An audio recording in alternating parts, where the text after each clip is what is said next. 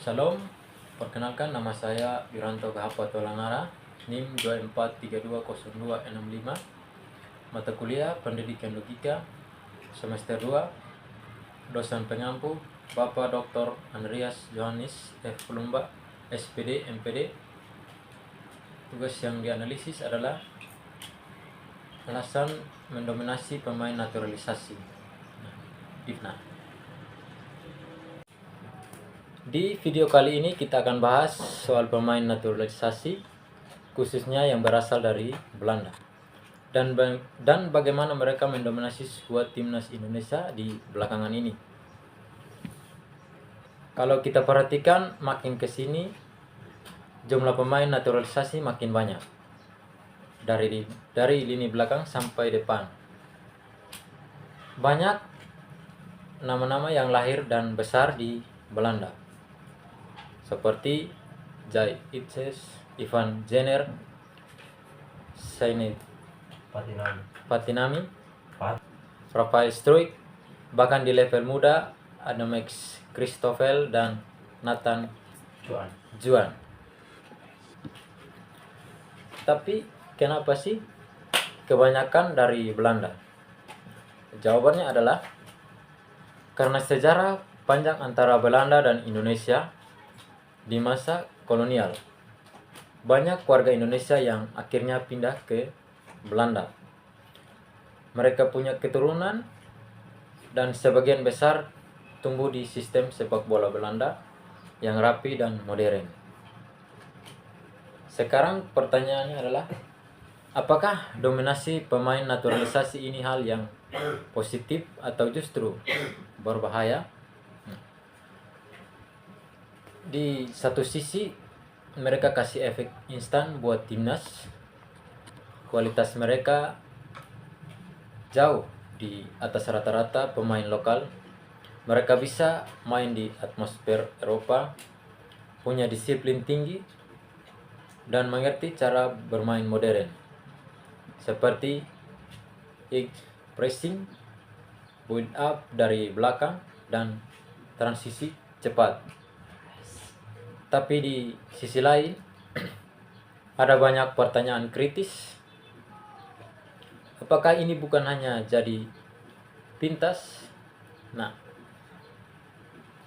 dari bentuk keputusan PSSI, karena sistem pembinaan pemain muda kita Indonesia belum jalan. Kalau kita melihat saja seperti Vietnam dan Thailand, itu adalah negara-negara tetangga kita. Mereka lebih fokus pada membangun pemain-pemain lokal. Naturalisasi ada, tetapi mereka tidak sebanyak pemain naturalisasi di timnas Indonesia.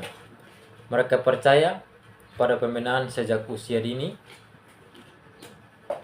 Kalau Indonesia terlalu tergantung pada pemain naturalisasi, bisa-bisa 5-10 tahun ke depan pemain lokal tidak berkembang. Nah, Liga 1 jadi tempat numpang main, dan timnas jadi kumpulan impor yang gak punya koneksi batin dengan sepak bola lokal. Ada juga yang bertanya soal nasionalisme dan identitas. Apakah para pemain naturalisasi ini benar-benar bermain dari hati, atau hanya karena status warga negara? Tapi tentu tidak semua seperti itu, karena banyak dari mereka yang bangga pakai lambang Garuda, atau mereka punya darah Indonesia dan ingin berkontribusi di timnas Indonesia. Solusinya bukan menolak naturalisasi, tapi harus kita membarengi dengan pembenahan dari akar. Akademi harus diperkuat, kompetensi usia muda diperbanyak, pelatih lokal ditingkat kualitasnya. Dan liga profesional harus jadi tempat berkembang, bukan sekedar cari uang. Kalau dua jalur ini berjalan beriringan, naturalisasi dan pembenahan lokal, barulah timnas punya masa depan yang sehat dan berprestasi. Karena ujungnya yang kita mau bukan cuma menang hari ini, karena kita juga harus punya generasi sepak bola yang bisa dibanggakan sampai 10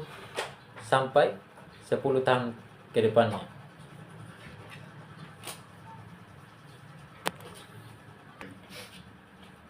Oke, mungkin itu video dari saya.